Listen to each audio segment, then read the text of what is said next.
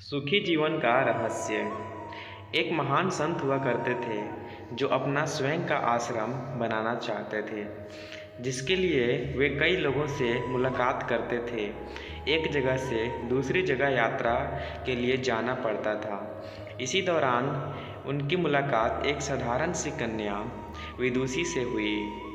विदुषी ने उनका स्वागत किया और संत से कुछ समय कुटिया में रुककर आराम करने की याचना की।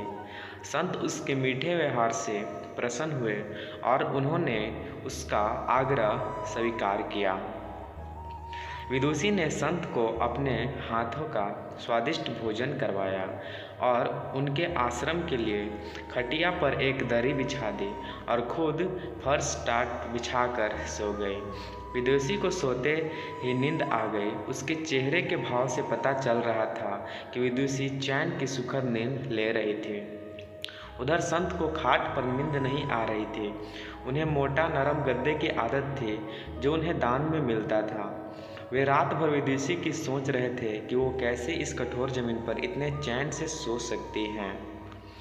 दूसरे दिन सवेरा होते ही संत ने विदुषी से पूछा कि तुम कैसे इस कठोर धरा पर इतने चैन से सो रही थे। तब उसने बड़ी सरलता से उत्तर दिया, हे गुरुदेव, मेरे लिए मेरी ये छोटी सी कुटिया एक महल के समान ही भव्य है। इसमें मेरे श्रम की महक है। अगर मुझे एक समय भी भोजन मिलता है तो मैं खुद की भाग्यशाली मानती हूँ। जब दिन भर के कार्यों के बाद इस धरा पर सोती हूँ तो मुझे माँ की गोद का आत्मीय एहसास होता है। मैं दिन भर के अपने सत्कर्मों का विचार करते हुए चैन की नींद सो जाती हूँ।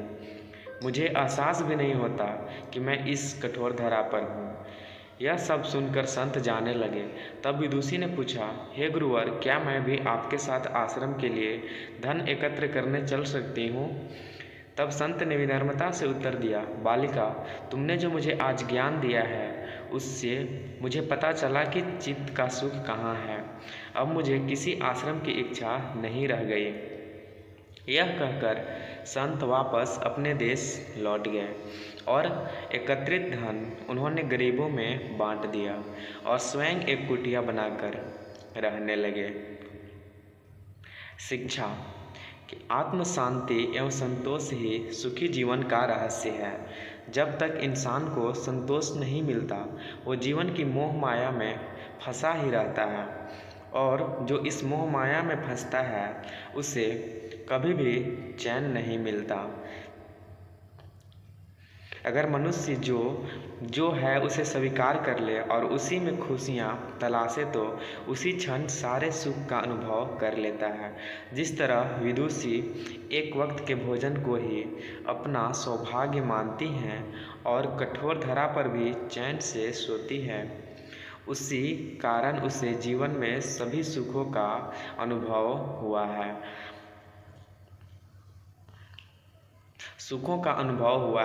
वही एक संत वैरागी होते हुए भी खाट पर चैन से नहीं सो पा रहा था, क्योंकि उसे अपने पास जो है उसमें संतोष नहीं था।